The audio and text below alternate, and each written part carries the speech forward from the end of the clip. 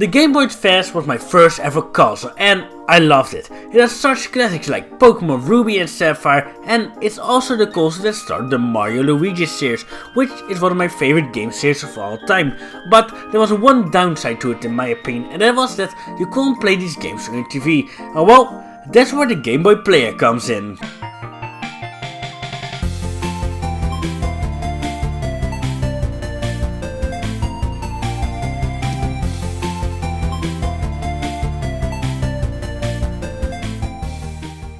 Hey guys, Zap here, and today I wanted to talk about the Game Boy Player. But what is the Game Boy Player? Well, it's an add-on for the GameCube, which lets you play literally every single Game Boy game that exists.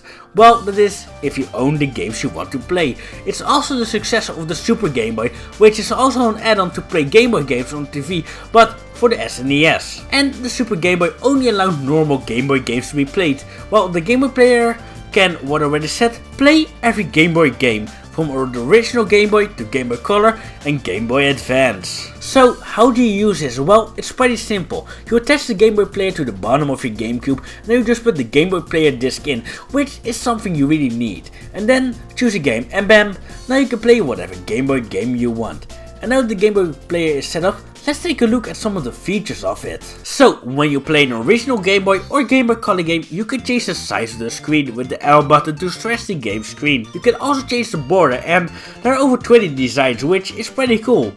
And then there are some minor things, like you can change what the X, and Y, and L and R buttons do, and you can also change games without turning off the console, which is also pretty cool, but you have to select that option for it first. And then there's also timer, which is just alarm, pretty useless.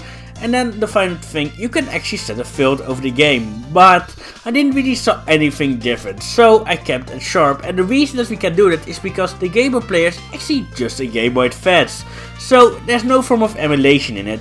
And now that we don't get that out of the way, let's look at some games. So the first game I wanted to take a look at was Wario Land 4. So it looks pretty good, the colors are very vibrant, which is very nice, and it plays good. It already played good on my old Game Boy Advance SP, so just using a joystick actually didn't change much. And just jumping and attacking enemies also felt pretty great, and it also sounds pretty good. So I'm just gonna let you guys listen to it, and I will also do this with the other games, just to let you guys hear if the game just sounds good.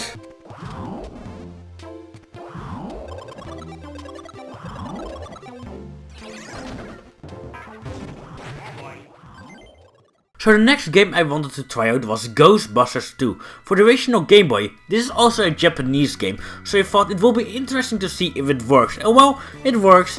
And well, it also plays pretty good. I would say that the only games that will play bad will be games that already play bad on the Game Boy itself, like Sonic the Hedgehog 1 for the Game Boy Advance. And well, it looks a bit less good than Wario Land, but that's just because this is an older game, and well, it sounds good, looks good, and well, I'll let you listen.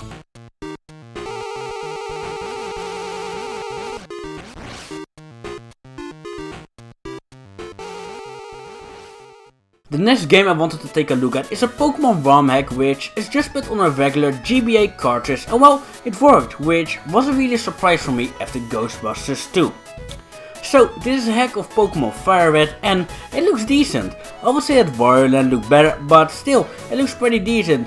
And because Pokemon is an RPG game, which a lot of important stuff gets stored with text messages, you guys don't have to worry, because all of the text in the game also looks pretty decent on the Game Boy Player. So you guys don't have to worry, because you can still read what you are doing. And it also plays just like a normal Gen 3 Pokemon Game Boy game. And now, we also know that hack games work on the Game Boy Player, and is it a Charizard? Well, that's good to know if I'm ever gonna play this game again.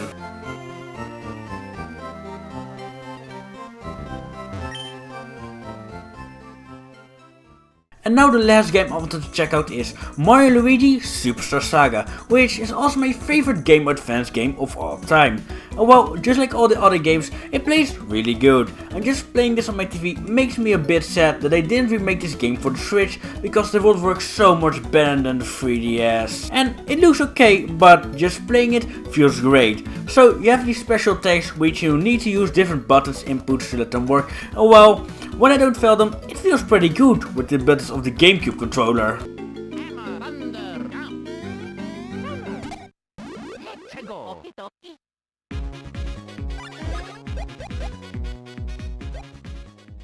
And now comes the big question. Do I recommend the Game Boy player? Well, yeah, I recommend this thing. If you really want to play your old Game Boy games and you feel that emulating them on your PC or phone won't be as much fun, I would say yes, get this thing. So, if you got a GameCube or thinking about getting a GameCube, I would suggest just get a Game Boy player as well, because it's a good little thing to get you started with that console, or just already make your library a bit bigger. But with that said, I'm going to be ending up this video here, so if you enjoyed it, then please give this video a thumbs up, and I will see you all in a later video.